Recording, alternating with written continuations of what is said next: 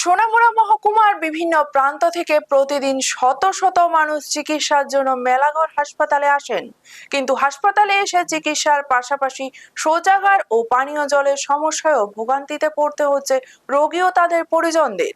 মেলাঘর পৌরসভার উদ্যোগে নির্মিত পাবলিক শৌচাগারটি দীর্ঘদিন ধরে তালাবন্ধ, ফলে দূর দূরান্ত থেকে আসা রোগী ও স্বজনদের জরুরি প্রয়োজনের সমস্যায় পড়তে হচ্ছে।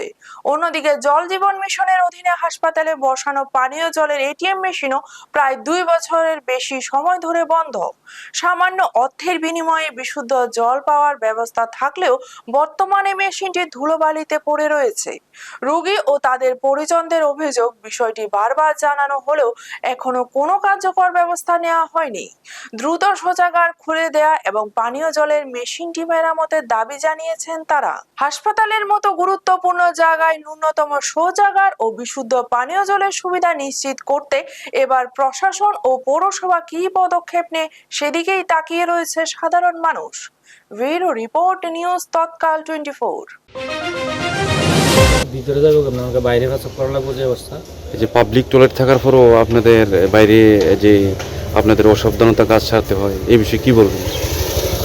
এই বিষয়ে হসপিটাল কর্তৃপক্ষের জানানো দরকার যে কেন এটা বদ্ধ থাকে, এই ব্যাপারটা নিয়ে আরও বিশেষ করে